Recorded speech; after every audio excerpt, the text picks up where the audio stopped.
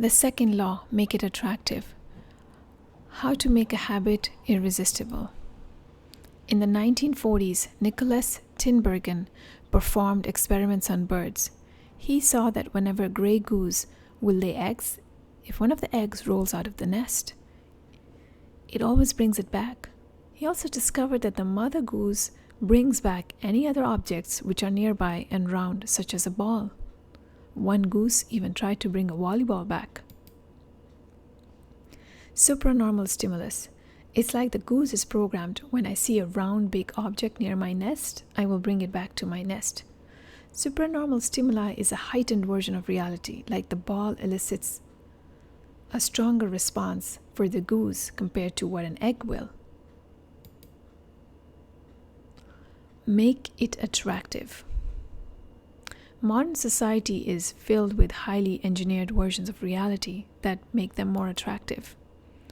Photoshopped images for selling makeup, advertisements showing our ideal dream life, packaged foods with flavors making them hyper palatable, video games that makes them enticing and hard to resist. If you want to increase the chances of behavior to occur, you have to make it more attractive. Let's talk about dopamine. Dopamine is a neurotransmitter, a chemical in the brain that has an important role in motivational behavior, such as delicious food, sex, social interactions.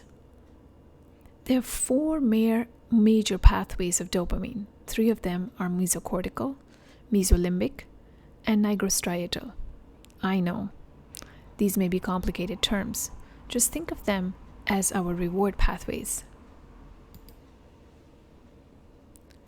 So, here is a graph that shows dopamine spikes in 4 different situations. They tell you phases of a habit, which is cue, craving, response, and a reward. In graph A, before a habit is learned, dopamine is released when the reward is experienced for the very first time. In graph B, dopamine rises before the action, and this actually leads to a feeling of desire or a craving to do that particular habit which rewarded you last time. In graph C, it shows the sensitivity of the dopamine response if the reward is provided late. You see, the dopamine response drops, which is a disappointment. In graph D, first the cue is identified and the dopamine is rising as the craving is built up. And when the reward is not being given initially, there is a downward dopamine. But when you get the reward, even if it's late, the dopamine spike comes up again. Temptation building. The brain interestingly has more activity and centers for wanting rewards than liking them. An area in the brain, nucleus accumbens, lights up 100% for wanting rewards and 10% for liking them. We should make our habits attractive because wanting rewards motivates us even more than the love of rewards itself.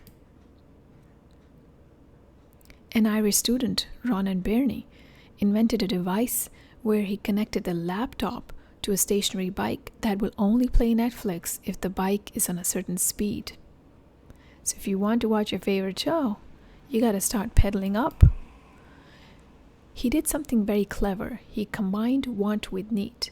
What he wanted to do, binge movies, with what was needed to be done, exercise. Andrew Kubitz of ABC did the same thing. He made a Thursday night fun.